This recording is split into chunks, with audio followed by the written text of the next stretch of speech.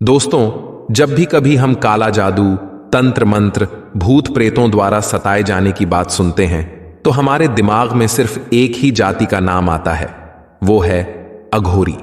अघोरियों का स्वभाव और जीवन शैली देखकर हैरानी होती है, क्योंकि वे मानव योनि में होते हुए भी समाज से बिल्कुल अलग हैं।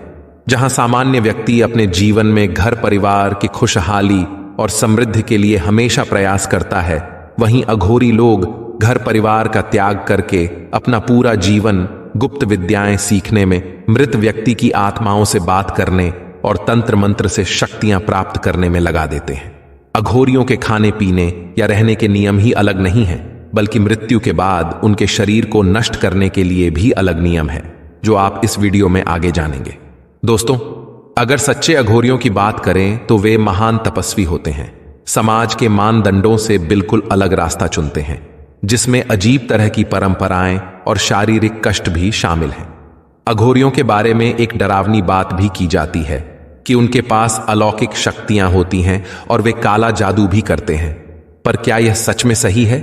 अघोरी कहां रहते हैं, क्या खाते पीते हैं, किस तरह का जीवन जीते हैं, और जब उनके समुदाय में किसी की मृत्यु हो जाती है तो क्या वे सामान्य लोगों की तरह ही अंतिम संस्कार करते हैं, या फिर उनका अंतिम संस्कार अलग तरह का होता है? हम इन सारे प्रश्नों के उत्तर आज के इस वीडियो में देंगे। आगे बढ़ने से पहले आपसे प्रार्थना है कि हमारे चैनल वैदिक ज्ञान संगम को सब्सक्राइब करके इस वीडियो के कमेंट बॉक्स में जय श्री नारायण लिखकर परमात्मा को अपना आभार व्यक्त करें। दोस्तों, अघोरी शमशान में रहते हैं, शवों पर बैठकर साधना करते हैं। उनकी साधना का दूसरा तरीका है एक पैर पर खड़े होकर भगवान शंकर की पूजा करना, रात में जागकर आधी जली हुई लाशों को चिता से बाहर निकालना और उनके साथ तंत्र क्रिया करना। यह सब अघोरियों के जीवन का अहम हिस्सा होता है। अघोरियों की सारी बातें आम लोगों से अलग होती हैं। साधना की जिस रहस्यमयी शाखा को अघोरी लोग अनुसरण करते हैं, उसे अघोर पंथ कहा जाता है। इसका अपना विधान है और जीवन को जीने का अपना अलग अंदाज है, जो किसी धर्म से मेल नहीं खाता। जो अघोरपंथी साधक इस राह पर चलते हैं, अघोरी कहलाते हैं। अघोर पंथ में शमशान साधना का विशेष महत्व है। अघोरी मृत्यु के बारे में जानना चाहते हैं, जीवित रहकर मृत्यु का अनुभव करना चाहते हैं, आत्मा से बात करना चाहते हैं। इस तरह की कई बातें हैं जिनको अनुभव करने के प्रयास में अघोरी शमशान में रहना पसंद करते हैं। इनका मानना है कि शमशान में साधना करने से न केवल शीघ्र फल प्राप्त होता है, बल्कि जीवन और मृत्यु से जुड़े अलौकिक अनुभव भी प्राप्त होते हैं। शमशान में कोई सामान्य व्यक्ति जाता ही नहीं, इसलिए इनकी साधना में बाधा आने का भी सवाल नहीं उठता। अघोरियों के अनुसार भगवान शंकर शमशान में ही निवास करते हैं और इसलिए उनकी पूजा शमशान में करने से मोक्ष की प्राप्ति होती है। दोस्तों, अघोरी बनना जितना कठिन है, उससे भी कठिन है उनकी साधना। तो आइए पहले आपको अघोरी बनने के लिए क्या करना पड़ता है, पहले वह बताते हैं। उसके बाद अघोरियों का अंतिम संस्कार कैसे किया जाता है उसे जानेंगे, और इसके बाद हम आपको अघोरियों से जुड़े कुछ रहस्य बताएंगे, जिसे सुनकर आप भी आश्चर्य में पड़ जाएंगे। दोस्तों, अघोरी बनने के लिए व्यक्ति को सांसारिक मोह माया त्यागना पड़ता है। उसे अपना परिवार छोड़कर किसी दूर स्थान पर जाकर सिद्धि प्राप्त करने के लिए तपस्या करनी पड़ती है। वे पूरे दिन सोते हैं और रात में शवों की राख पर बैठकर साधना करते हैं। वैसे तो उनके उलझे हुए बड़े बड़े बाल और लाल आंखें होती हैं। वे देखने में तो भयानक लगते हैं, लेकिन वास्तव में कई अघोरी स्वभाव से बहुत सरल भी होते हैं, क्योंकि वे सभी चीजों को पवित्र मानते हैं। उनके अनुसार सभी चीजें भगवान का उपहार है। वे अपने पूरे शरीर पर शवों की राख लगाते हैं। अघोरी बनने के बाद वे कोई भेदभाव नहीं करते। वे इसी तरह अपना पूरा जीवन व्यतीत करते हैं। हालांकि अघोरी बनना इतना आसान भी नहीं है। इस समुदाय में शामिल होने के लिए उन्हें अघोरी गुरु की शरण में रहकर 12 साल तक कठोर तपस्या और कठोर अनुष्ठानों का पालन करना पड़ता है। दोस्तों, अघोरी बनने के लिए उन्हें अपना घर परिवार छोड़ना पड़ता है। अपने परिवार और इस संसार से मोहभंग के लिए वे जीवित रहते हुए ही अपना अंतिम संस्कार कर देते हैं। ऐसा करके वो अपनी पुरानी जिंदगी को त्याग देते हैं और संकल्प लेते हैं कि वो कभी भी अपनी पुरानी जिंदगी में वापस नहीं जाएंगे और अपने परिवार से कभी नहीं मिलेंगे। इसलिए जब किसी अघोरी की मृत्यु हो जाती है तो उसके साथ के अन्य अघोरी मिलकर उसके शव को शमशान में ही बिना विशेष कार्यक्रम किए सामान्य तरह से या तो जला देते हैं या दफना देते हैं। वैसे तो एक अघोरी मृत व्यक्ति के शव को भी खाता है, लेकिन कोई भी अघोरी अपने साथी की मृत्यु के बाद उसके शव को नहीं खाता।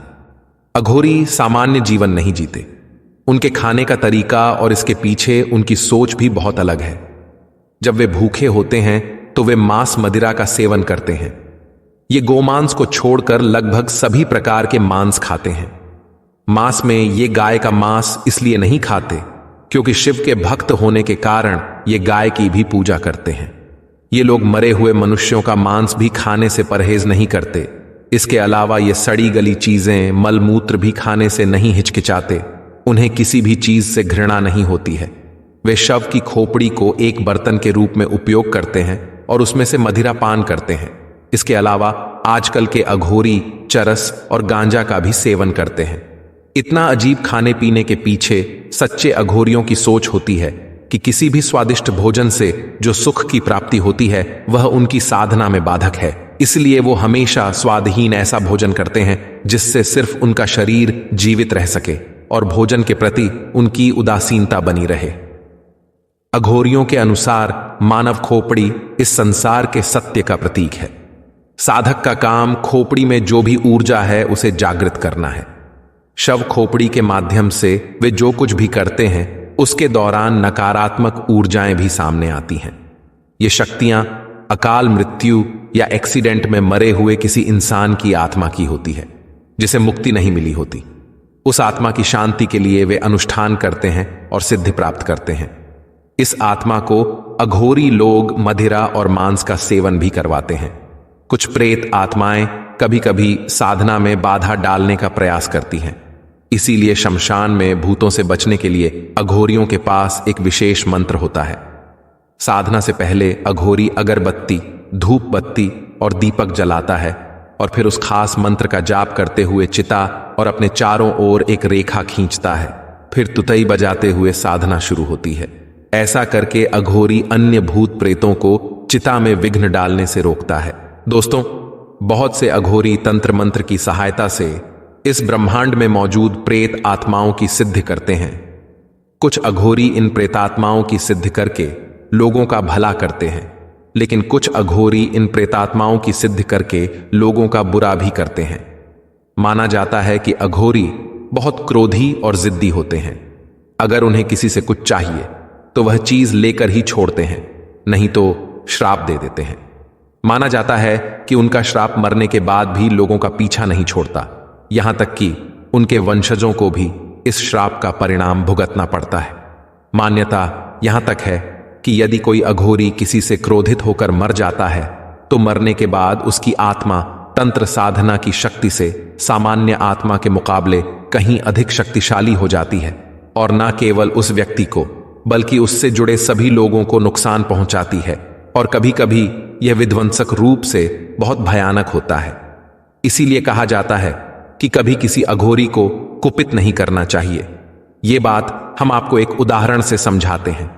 दोस्तों, आप सभी ने देखा होगा कि जिस घर में पहले कभी कोई झगड़ा या लड़ाई नहीं हुई हो, लेकिन अचानक ऐसा हुआ कि उनके घर की सारी शांति नष्ट हो गई।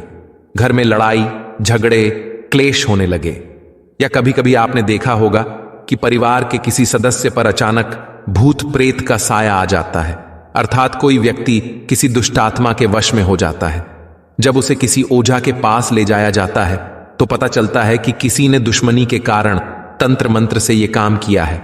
ऐसा कार्य कोई दुष्ट अघोरी ही कर सकता है।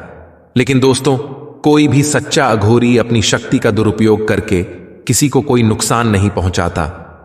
उम्मीद है कि इस वीडियो से आपको पता चल गया होगा कि जब कोई अघोरी की मृत्यु होती है तो उनका अंतिम संस्कार कैसे किया जाता है। अगर आपको यह वीडियो पसंद आई हो तो वीडियो को लाइक करें और अपने दोस्तों के साथ शेयर करें और इसी तरह के वीडियो देखने के लिए हमारे चैनल वैदिक ज्ञान संगम को सब्सक्राइब करें। सर्वे शुभम भवतु। आइए मिलते हैं अगली वीडियो में।